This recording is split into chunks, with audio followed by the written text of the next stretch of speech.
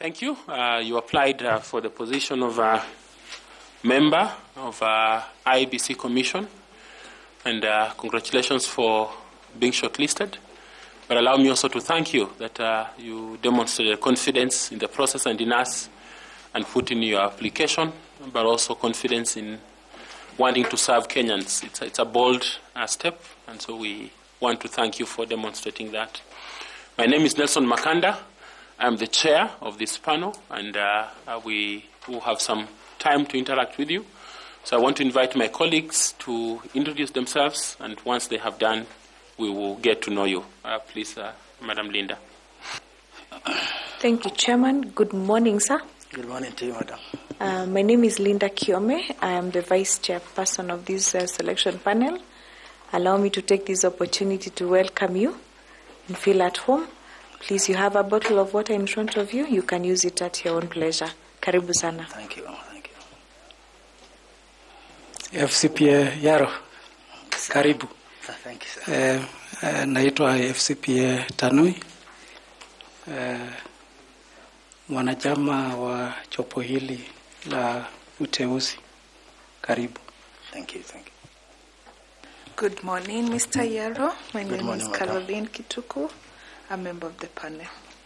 Thank you. Good morning, Abdihafid. Good morning, Professor. My name is Adam Solo, a member of the selection panel. Assalamu alaikum. Wa alaikum salam. My name is Nicodemus Bore, member of the panel. Thank you. Assalamu alaikum. Wa alaikum salam wa rahmatullah. My name is Fatuma Ali Saman, a member of the panel. Thank you. Good morning, Dr. Yarow. Good morning, Madam. Excuse me. My name is Koki Muli Grigno, a member of the selection panel. Good morning, Dr. Yarow. Good morning, Madam. My name is Evans Misati, a member of the selection panel. Thank you, sir. Thank you very much, members. Dr. Yarow, we want you to introduce yourself to us.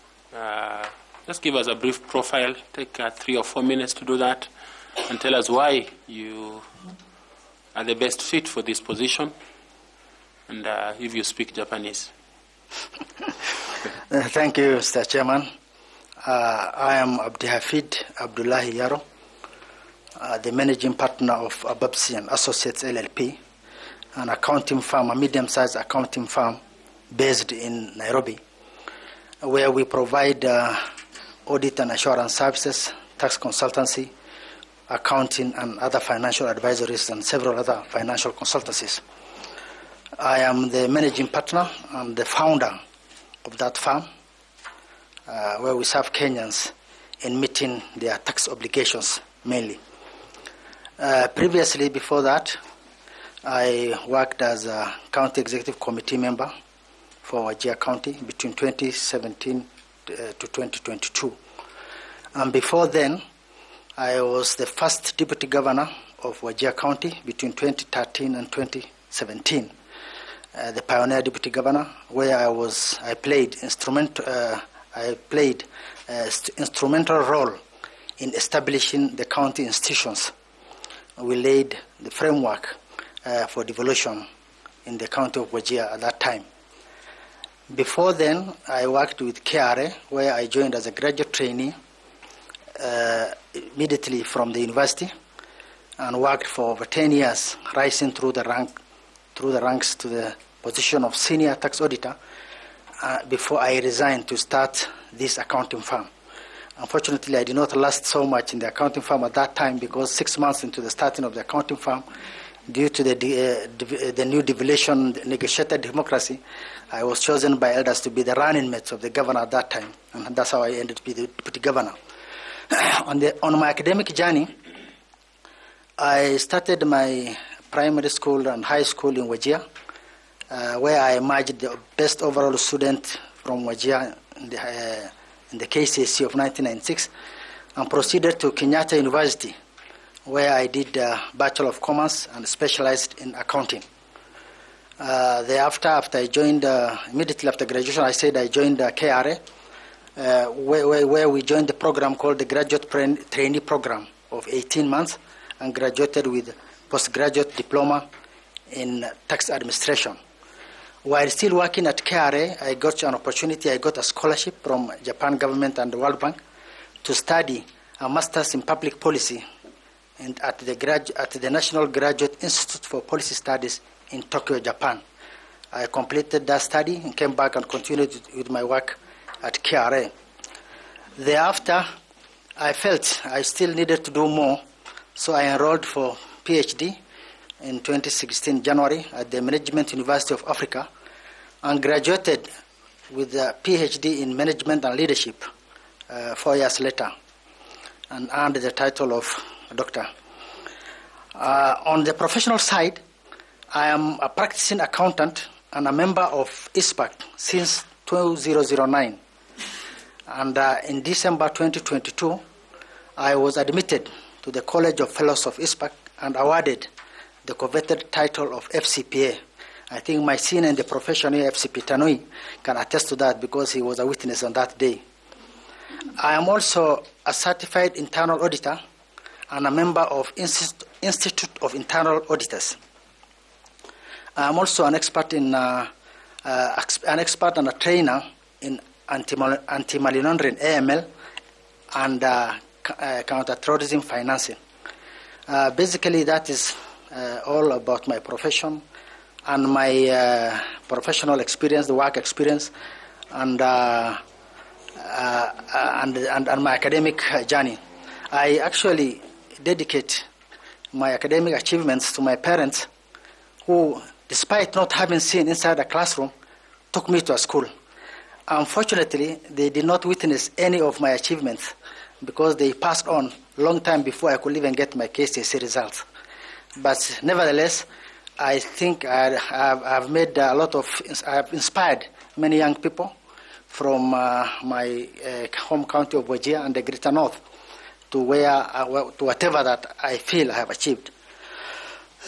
Why I think I am best suited for this job? First of all, this job has to be done because it has to be done by somebody, some Kenyans. That's what the law says. And we must get the best people to do this job. And without bragging, I consider myself among the best people because I believe that I can do what the best man can do. And I also believe that I have the necessary character to be in this commission of IEBC, where we are looking for people who are independent, impartial, people who are just, people who can be patient, people who have leadership skills. And I believe I have that leadership skills too also. Despite having academic qualifications in leadership, I've been a leader all my life from a young age.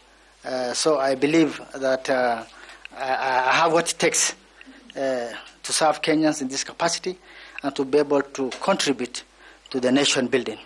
Thank you. Thank you very much. I want to ask Linda to ask you some questions. Thank you, Chairman.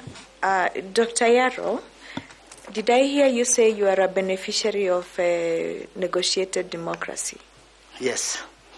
Now, with your experience in being in active politics and you being a beneficiary of a negotiated democracy, do you believe that the IEBC Commission and you being a member should promote that negotiated democracy going forward and looking, of course, into 2027 and you being a member of IEBC? Sure, a negotiated democracy, if it is used well, it's a good thing because it really brings down the pressure of the campaign pressure and the conflicts that arises due to election. For example, if people come to the table and understand, and without interfering with, at the end of the day, without interfering with the right to vote of every individual to make a free choice, it can work in such a way that communities can come together and decide to bring down conflicts, especially conflict-prone areas. For example, if I give you an example of Wajir, we have like different clans, that sub-clans that live there. And when the revolution came, how they agreed, the clan sat and said, Clan A, you go for the governor. Clan B, you go for deputy governor. Clan C, you go for the senator. It doesn't stop that Clan A that has been given the chance to bring a governor, to bring 2 governors or 3 governors. It even happened. But the thing is that the other communities leave that position for that clan. Somehow that really reduced the pressure and the conflict that used to be there. So in one way, it's a good thing because our campaigns are always polarized. But if we can really promote this negotiated democracy whereby so that we ensure that people don't fight over elections, people don't fight, and people feel that everybody is part of the government because each clan feels that, oh, we have a deputy governor there, so we are fine. The other ones feels that, oh, we have a senator there, then we are fine. We don't need to fight. We don't need to we don't need to say that we have been left out. So it is somehow it's a good thing, and I think it should be promoted without necessarily interfering with the rights of making a choice by individual voters as enshrined in the Constitution. So the negotiated democracy is used in the primaries. Would you call it that it's your primary? Yeah, basically it's like something like in the primaries because you see at that time they say, for example, that we before even the election, like even 1 year before the elections, the clans came together because there are always conflicts here and there. So they agreed. They said, okay, what are we going to do? The devolution is coming. These positions are coming. How are you going to share these positions? So they said, okay, Clan A, you go for the governor. Clan B, you go for the senator. It's kind of primaries. And then now the clans go back and now decide now who is going to be best suited for that position. Like in my case, I have never even looked for the position. I was just sitting in my office doing my work. Elders came to me and told me, we feel that you can fit into this position that our clan has been given. Do you have any? Do you accept it? I said I accept it. Let's go for it. That's how it. So it can be kind of a primaries by itself. So have they asked you to apply for this? You see, they told me, there was no application. They told me, accept. Will you accept that we want you to propose you to the governor? The governor has been campaigning for like 2 years that time, and when they are approaching me, it is 50 days to election. That is December 2012. 50 days to election is when I have been approached and I'm being told that we have been given position of a running mate, and we feel that you qualify and you have all what it takes to be there. Will you accept it? Yes, I said I accept it. Then we went to the governor, and that's how I ended up to be the running mate and became the deputy governor. Okay, thank you, Linda. Please go. But now it's not as easy as that because people have realized there's a lot of stakes there, so there's a lot of fights over it. So, as a member of the IEBC Commission, yes, will you be promoting negotiated democracy into the national elections that you will be conducting as an IEBC member, commission member? As an IEBC member, I don't think I will promote that because that is now beyond my whatever, because I'll be interfering with people's choices. So at that moment, as an IEBC member, I will not. Maybe when I'm outside there as an elder, I could, but as an IEBC member, I will not, because I might be interfering with the choices that people are supposed to make individually as enshrined in the Constitution. Thank you, Chairman. Yes, I will now turn you to Karo Kituku to also ask you some questions. Karo. Thank you, Chairman, and welcome once again, FCPA Yarow. I would like to pick it up from where the Vice Chair left us. So there are two, as you say, there are two systems in the two electoral systems. So there is the first past the post system. Are you familiar with that? The first past the post, and then there is the proportional system. Are you familiar with any of these systems? Okay. So the first past the post is where there is a regulation in law that stipulates who the winner is. This is where, like in Kenya, for example, do you know the margins for the president win? Yes. Please tell us. 50 plus 1 on 25. Yes. So that is a first past system. Mm-hmm. So how does it work, and what are the benefits of such a system? What are they? How does it work, and what are the benefits of such a system in promoting democracy? I think It is enshrined in the Constitution that the winner of the election, of the presidential election, must have 50 plus 1% of the valid votes cast. It promotes democracy because it is in democracy they say the majority wins. The minority have their say, but the majority wins. So basically, in democracy, majority wins. So it promotes democracy in such a way that it's the majority that had won the election in that case. So I believe it works that way, and it's okay because it promotes democracy. Because at the end of the day, that's the only way we can determine who are the majority. It has to be something. It has to be 50 plus 1, and that's the majority. Thank you.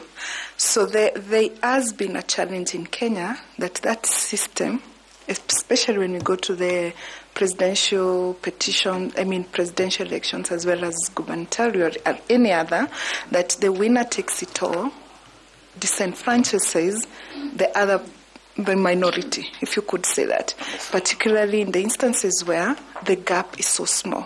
What would you think about such a system then in the context of democracy in light of what you've just told us? Yeah, I think that's true because we invest a lot in our campaigns, and the system does not allow for the minority to have a say in that government. And I think that's why the issue of BBI was being floated around to cater for that, so that we cannot allow this winners take it all. Because even in the elections that the previous elections where we had post-election violence, like 2007, some of the recommendations, some of the underlying causes that actually Waki Commission mentioned was the fact that this issue of winner takes all is what is making our elections so polarized, because people feel that if they lose, it's like they have lost everything. And everything in Kenya is like tied around the politics. So I maybe promote the issue that the Kenyans have a discussion on that, revisit the issue of BBI, and to see how we can take care of also the losers. We don't just leave them on the streets, and see how we can take care of the losers. But maybe I think it's a time for discussion among Kenyans to see how we can really address that. So the other system is the proportional representation. Countries like South Africa use this system, and some extent it is also used in Kenya. Do you know how it is used in Kenya? In Kenya, we do handshakes after government after elections. No,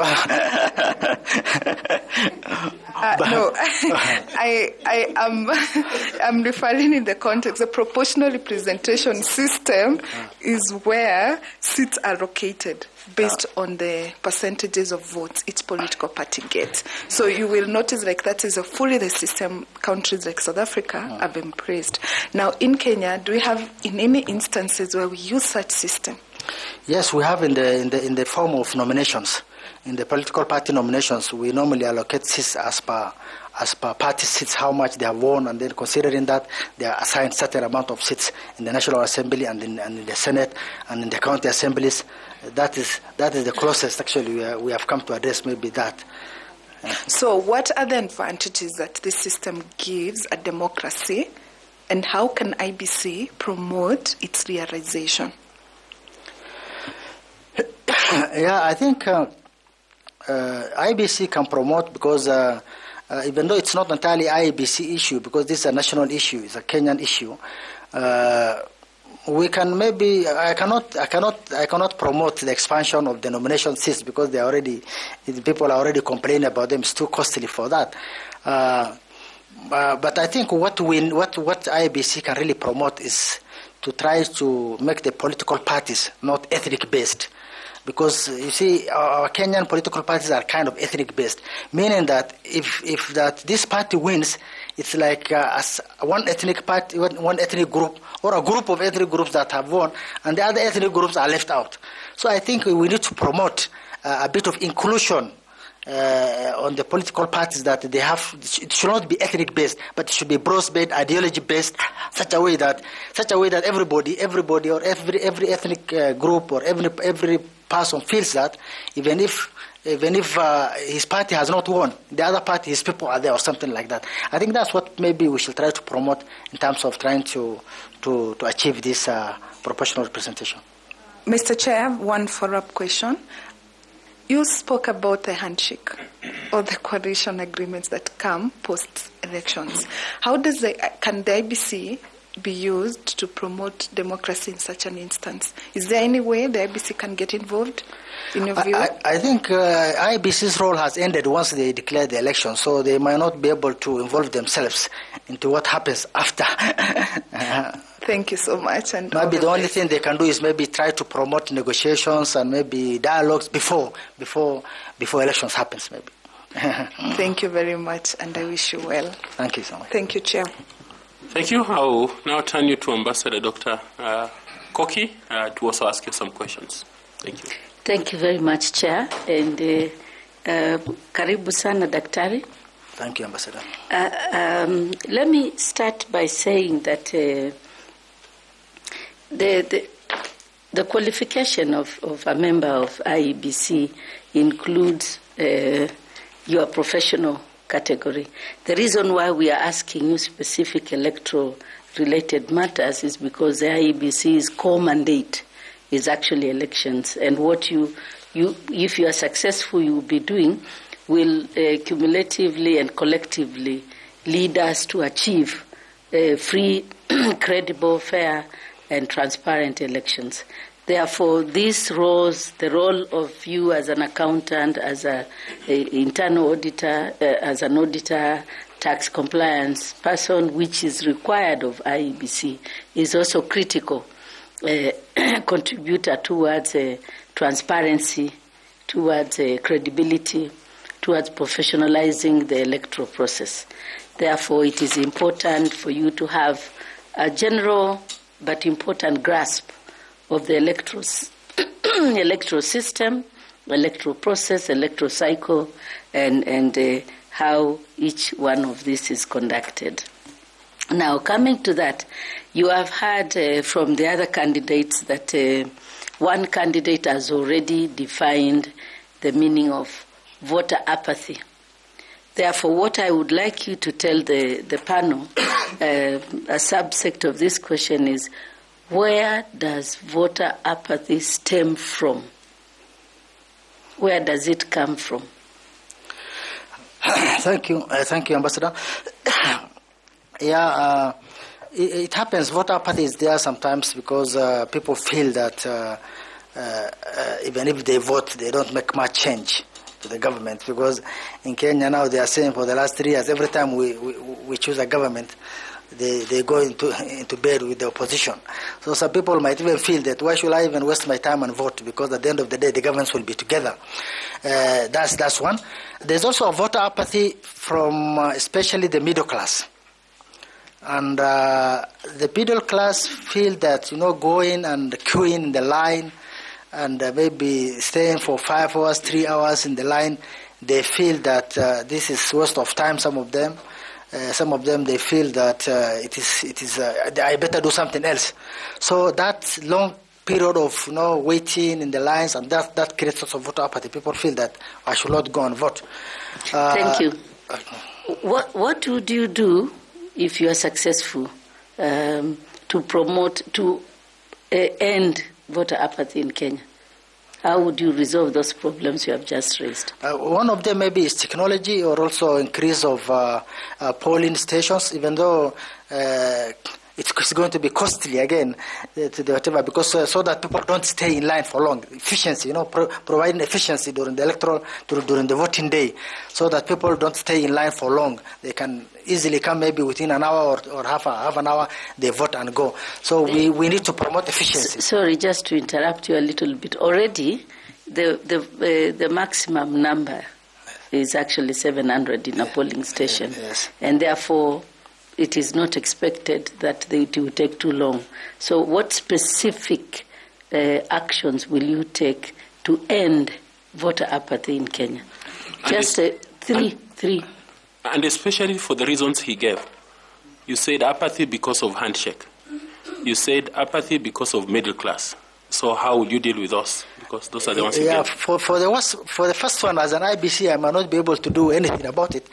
But for the second one, we can maybe. I was thinking allowed last night about maybe technology. Maybe I think maybe you'll be coming to ask me later that we might embrace even electronic voting, whereby people don't even need to go to the polling stations in the near future.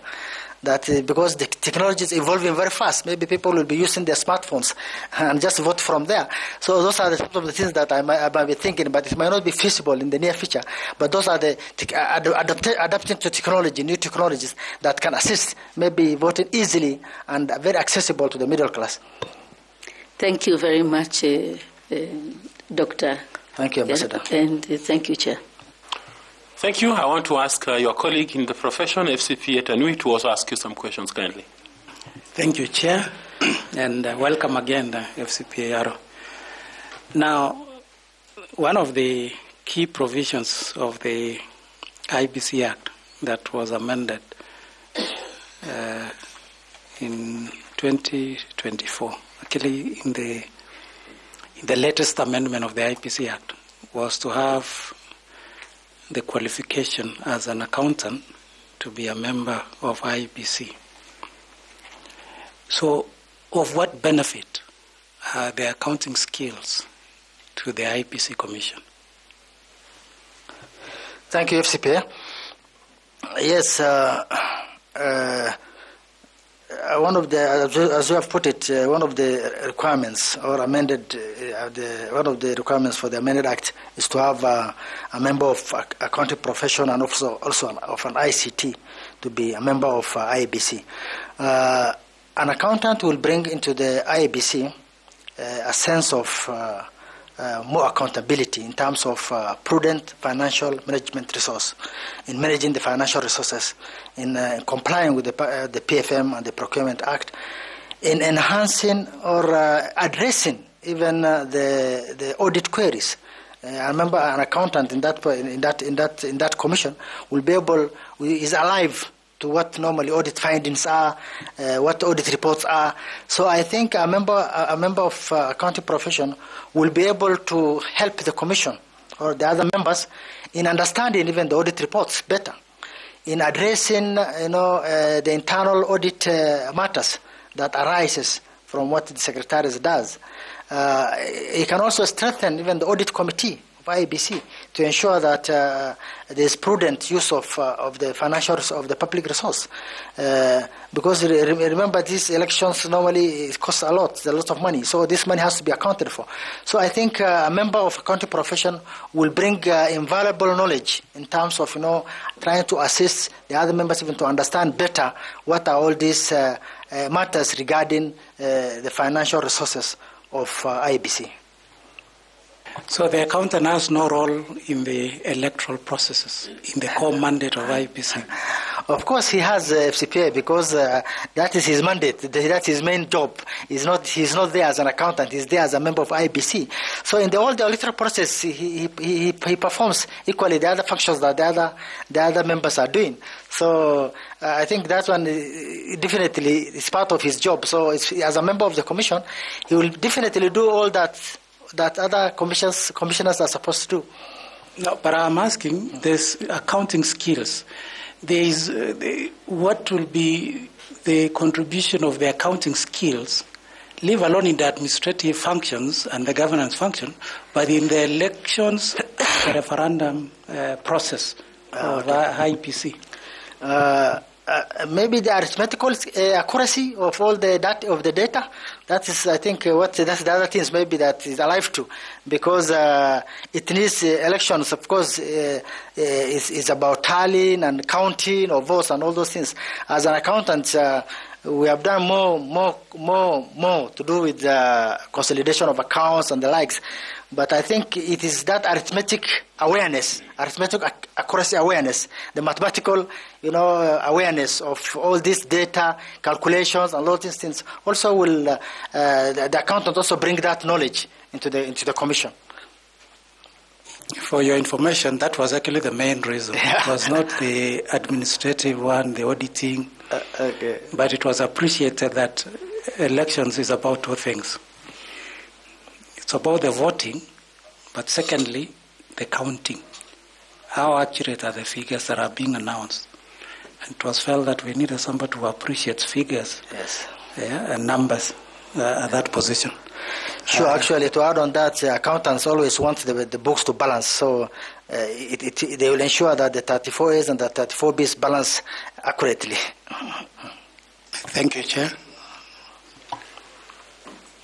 FCPA, how will you use these skills to help the IEBC navigate the challenge that is at hand, given that the court has invalidated the population census for Northeastern, and yet you are supposed to determine boundaries?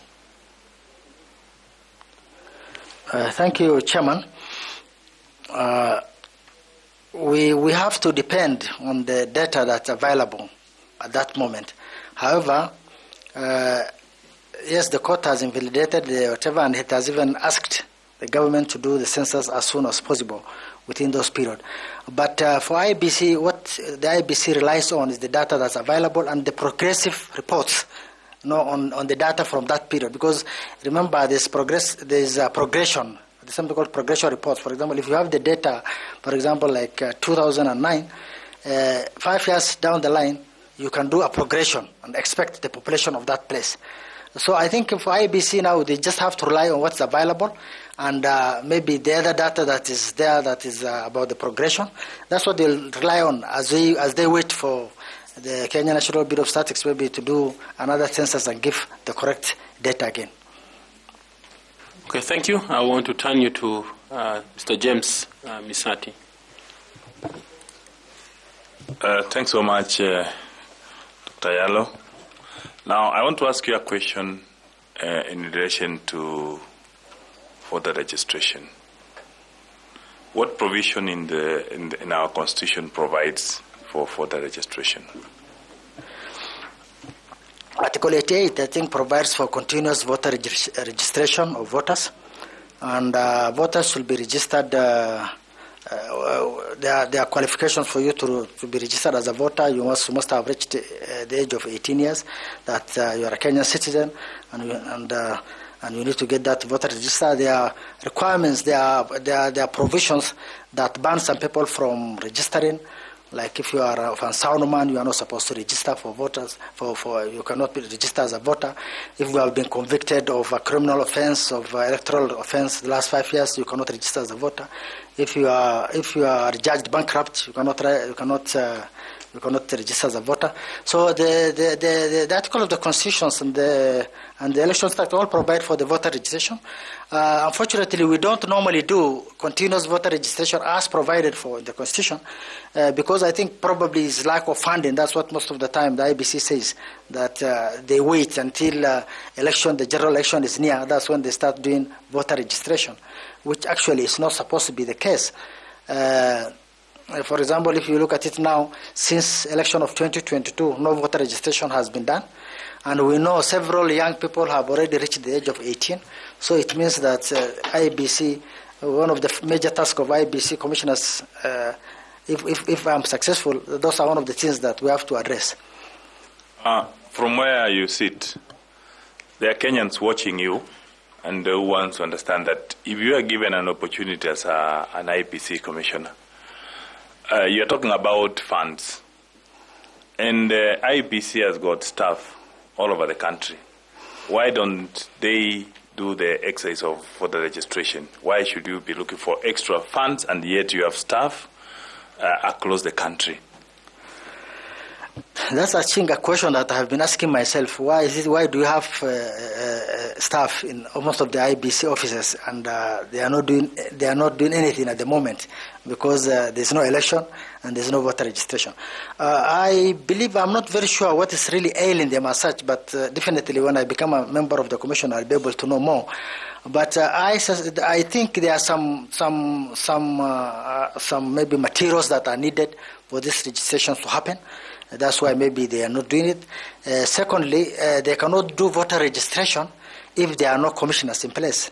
That's one of the things that they are waiting for the commissioners to be there to direct them to do the work. Somehow, I don't know why should they wait for the commissioners to do the work. But one of the things is that IEBC is dysfunctional now. It cannot function because the commissioners are not there. So those are some of the things that, as a commissioner, we need to fast track and address it the moment we become commissioners, hopefully, inshallah. What legal reforms would you recommend so that the Constitution, because section that Article 88.4 talks about continuous. So what legal reforms you recommend to the regulations and others to ensure that we abide by the Constitution when you are a member of the IEBC? We just have to look for ways of implementing that article, because it's already provided from the Constitution that there should be continuous voter registration. So we just need to implement that and ensure that that happens. Thanks so much. I wish you well. Thank you so much, Mr. Masati. And I would like to ask Ms. Fatuma Saman to also ask you some questions. Kindly. Thank you. Thank you, Chair. Dr. Abdihafid, I've listened to the questions that my colleagues were asking you, and I would further want you to tell the panel what strategies would you use in stakeholder engagement in improving, or rather attaining, public confidence in the electoral process if you become a member of the IEBC? Thank you, Madam. There are several stakeholders that IEBC need to engage because who are involved in the electoral management by itself. This like media, the civil society, there's political parties, there's the government, which provides the funding, and other development partners. IEBC cannot work. It's an independent commission as provided for under Article 249 of the Constitution, but it cannot work on its own independently. It is interdependent with all these other major players. So some of the strategies that we need to put in place is to engage these stakeholders regularly engage them, give them the necessary information, what we are doing, bring them on board, and always let them be in tandem with what IEBC is doing, because that's also part of also being transparent as we approach the election. We don't need to wait for the election day or the election time. When the election is just near, that's when we look for these stakeholders. We need to continuously engage them regularly on many issues that affect the elections. And that is very important, because when people are involved from the beginning, they feel that they are part and parcel of the action. They feel that they are part and parcel of the activity that's taking place. So I think it is important for us always to engage them as early as possible, try to share with them all the necessary information, address their concerns, get their feedbacks, address those feedbacks, and that way I think we'll be able to go together as we approach the general elections that happens every 5 years. Thank you. Thank you, Chair. Thank you very much. Now turn you to Nicodemus Bore to ask you some questions too. Thank you. Nicodemus, please. Thank you, Chairman, and welcome, Daktari. Now, you have you worked in the county of Wajir as a deputy governor, and I'm sure you had very many challenges when you started, because as you said, you were among the first people to implement the devolution as per the 2010 Constitution. So can you tell this panel a situation where you took up leadership so that you can establish and improve the brand of Wajir County? Please, pardon the last part. I'm saying you were part of the team that initiated the devolution, especially in Wajir County. Right. So is there a certain area or a place where you took up responsibility so that you can improve the brand of Wajir County as it is now? Yeah, sure. As you have said, we are the initiators of devolution. At one point, it's only me and the governor who are employees of Wajir County when we were sworn in, because there were no staff. Definitely, there are a lot of challenges that we went through at that time. But by virtue of producing the first, by being the only county who had a governor and a deputy governor who are both accountants, we were able to be recognized severally by the Control of Budgets as a county that has done exceptionally well in financial management, prudence financial management. We were recognized for being able to double our revenue, our own source revenue. The first 3 years. We put Wajir on the map of Kenya by laying the first 28-kilometer tarmac since independence. And I thought during the first devolution, I think Wajir was referenced so much as one of the best counties that was actually realizing devolution at that time. Some of the challenges, other challenges that as an individual maybe I faced and I was able to address is to create a harmonious relationship between the county assembly and the county government itself. Several times I was able to solve a deadlock between the governor and the county assembly by virtue of being somebody who is always ready to, who humbles himself to the people and ready to listen to people and try to solve issues amicably. You have held several political positions, including the deputy governor. You are also CEC for roads and transport. You are also CEC water and sanitation. You are also, I think, concurrently you held those positions, both as a deputy governor and CEC of either the roads or did they come thereafter? That's thereafter.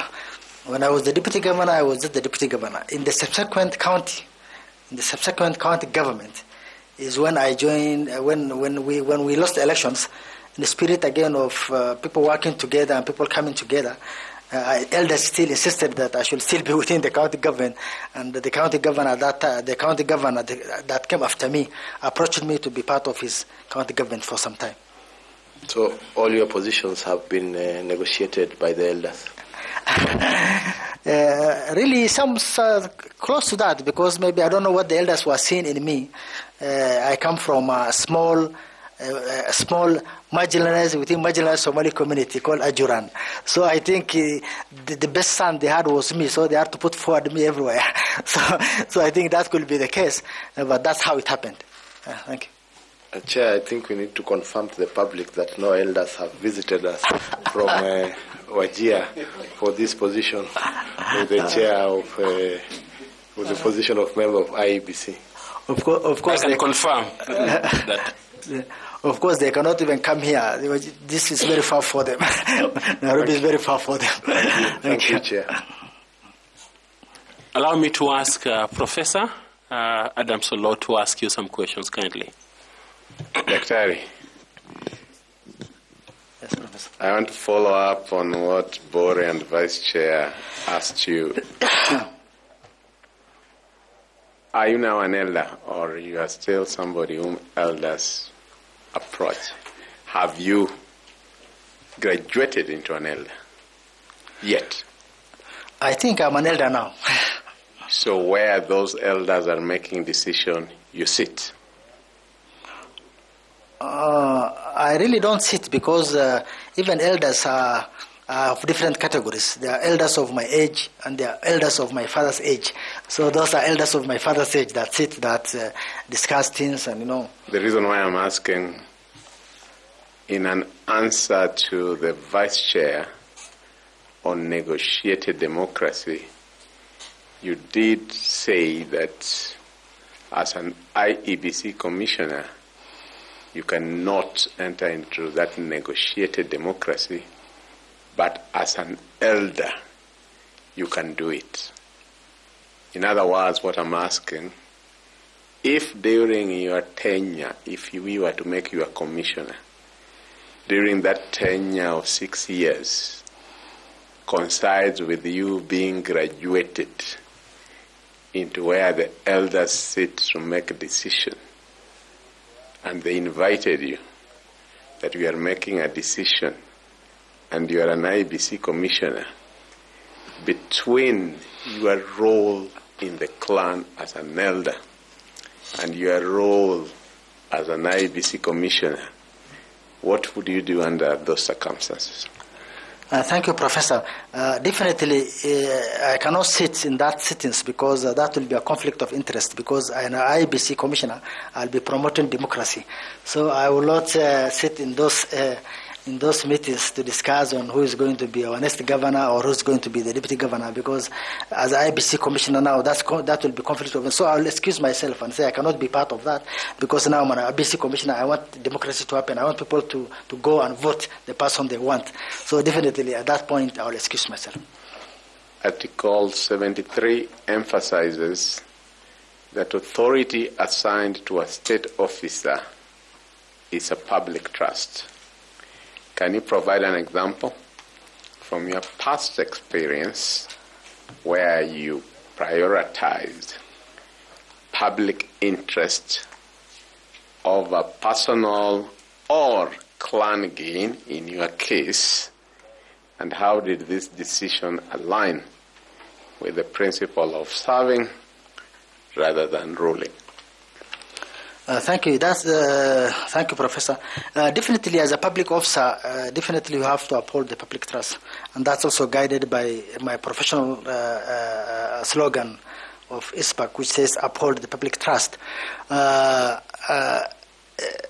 will be bound to pursue public interest rather than a personal interest, and I've done severally that. When I was a deputy governor, I faced where issues come to my desk.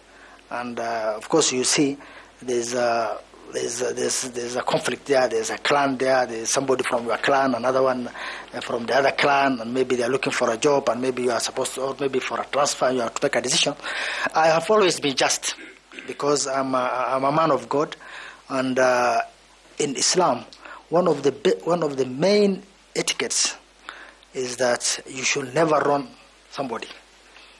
Not a human being, even an ant, you are not supposed to wrong it. Even an animal, you are not supposed to wrong it, because the prayer of the person who has been wronged has no veil between it to God. If that person raises his hand to God and says, "Oh God, this person has wronged me, let this happen to you, it will happen to you."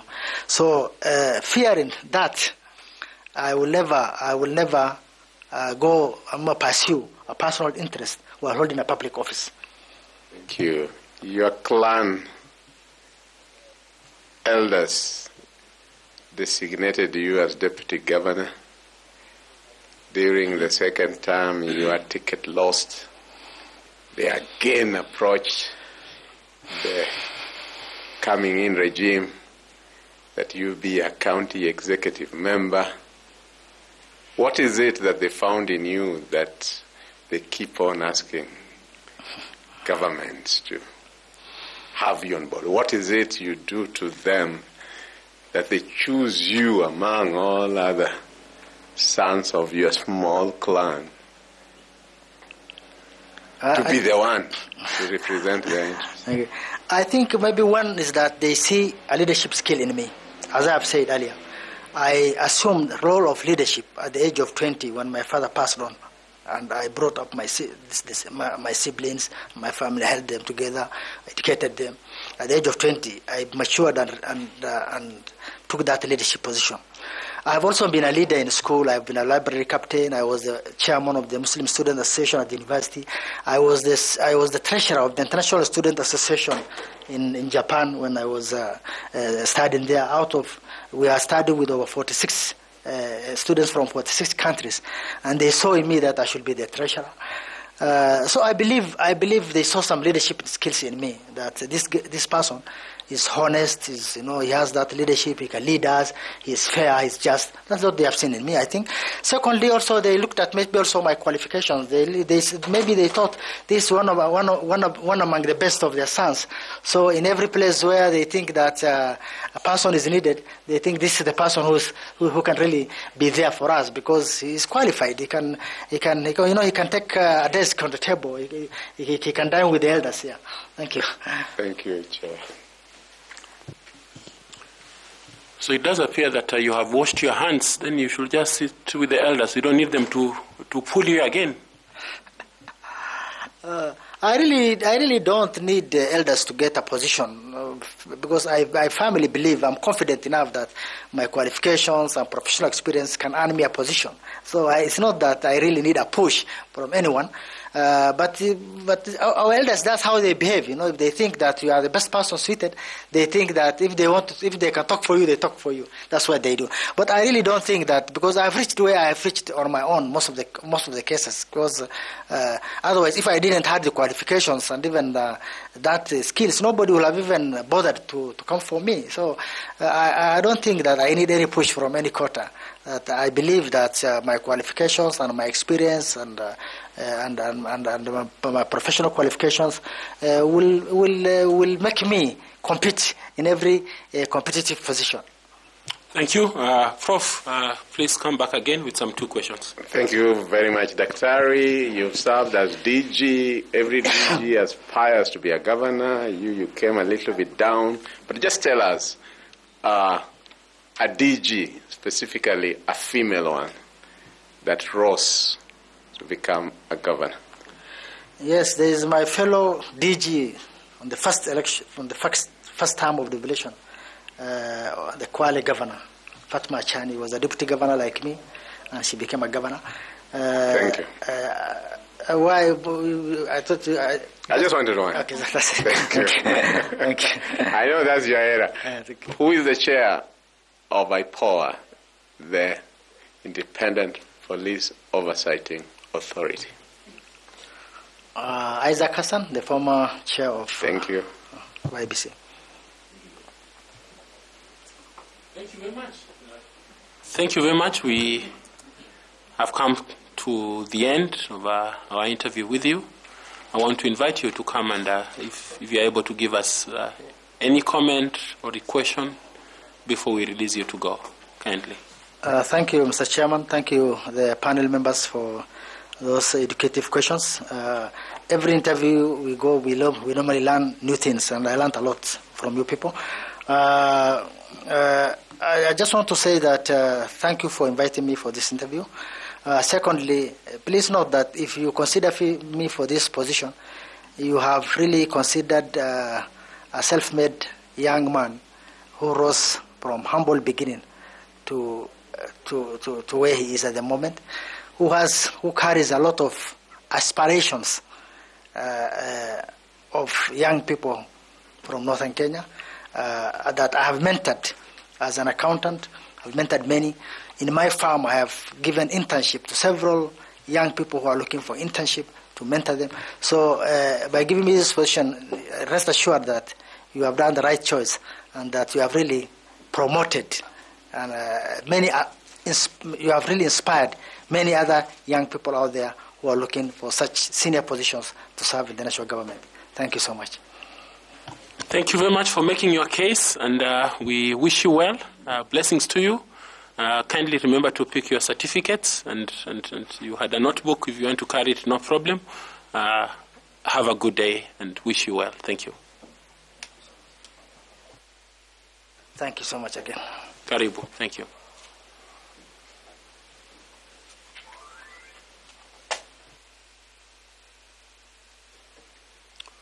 Okay, members, do you want us to get the next one, or do you want us to break? Okay.